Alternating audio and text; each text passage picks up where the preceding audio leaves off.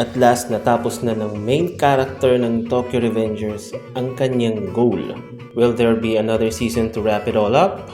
We'll see. But before that, let's give it a quick recap. Bali sa present time, merong lalaki na nagngangalang Hanagaki Takemichi. Then one day, narinig niya sa balita na namatay na si Hinata, ang dati niyang girlfriend, along with her brother na si Tachibana Naoto. Then habang naghihintay siya ng train, merong tumulak sa kanya sa riles. When the train was about to hit him, nag-time leap siya 12 years into the past. Akala lang ni Takemichi nagfa-flash lang yung buhay niya kasi nga mamamatay na siya. Kaya binisita niya si Hinata na on that time girlfriend niya. After nun, na-meet niya si Naoto and kwento niya kay Naoto na nanggaling siya sa future at sinabi niya na mamamatay silang dalawa ni Hinata on a specific date.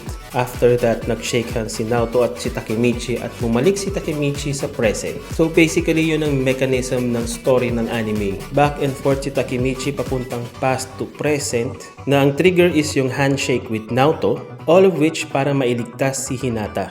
Along the way, na-meet niya si Mikey na leader ng Tokyo Manji Gang, si Draken na second in command, si Hakai, si Chifuyu, si Kazutora, si Baji at marami pang iba. At syempre, si Kisaki Teta na siyang mastermind ng lahat. In fact, Kisaki was so good with his plans na napagkamalan ni Takemichi na isa rin siyang time leaper.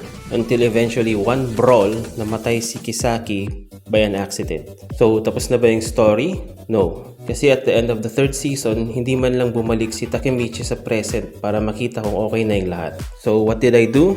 I read the manga. But that's for another video. Probably.